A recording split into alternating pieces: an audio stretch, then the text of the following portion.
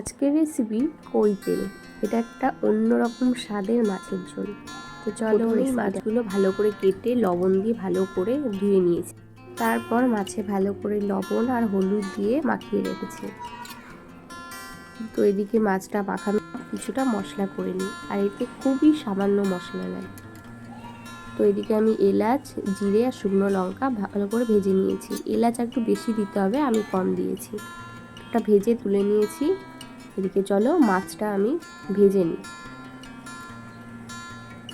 আর কড়াইতে বেশি করে তেল দিতে হবে। কই তেল মানেই তোমার বেশি করে সরিষার তেল দিতে হবে, আর মাছটা খুব ভালো করে ভেজে নিতে হবে। তো এবার বলি মশলাটার কথা। যেই মশলাটা আমি করে নিয়েছি তার অর্ধেকটা মশলা নিয়ে তার ভিতরে একটু আদা আর একটুখানি পোস্ত দিয়ে আমি বেটে নিয়েছি। আর আলাদা করে জিরে আর শুকনো লঙ্কা কিছুটা গুঁড়ো করে রেখে দিয়েছি। তো আমার মাছ ভাজা এই যে পুরো কমপ্লিট।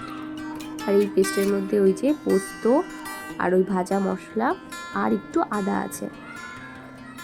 তো আমি গরম তেলে জিরে আর শুকনো লঙ্কা ফোড়ন দিয়ে তার মধ্যে মশলাটা দিয়ে দিয়েছি। যেহেতু আগে হালকা একটু ভাজা ছিল, তাই এই মশলাটা বেশি ভাজা লাগবে না। জাস্ট একটুখানি নেড়েই আমি পরিমাণ মতো জল দিয়ে দেবো। জলটা খুবই সামান্য দিতে হবে, বেশি দেওয়ার দরকার নেই।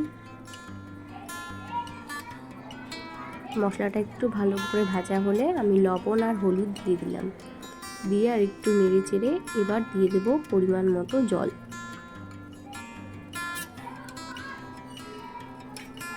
এবার ঝোলটাকে ভালো করে ফুটিয়ে নিতে হবে।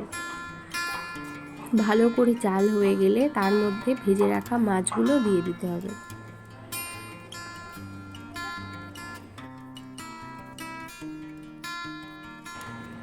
এবার মাছটাও ভালো করে জাল হোক। আর এই ঝোলটা একেবারেই টানিয়ে নিতে হবে, যেন শুধু তেলটাই থাকে বেশি। মানে এই তরকারিটা একটু শুকনো শুকনোই খায় আর খুবই টেস্টি হয়, খুবই। তো এই যে লাস্টে যেই মশলাটা আমি রেখেছিলাম আলাদা করে, প্রথমেই জিরে আর এলাচ গুঁড়ো করে, তো সেটা দিয়ে দিলাম। তো আমি একটু ঝোলটা একটু বেশি রেখেছি, তোমরা আর একটু কমিয়ে নেবে, তাহলে আরও বেশি টেস্টি হবে। আমার তো খুব খুব ভালো লাগে।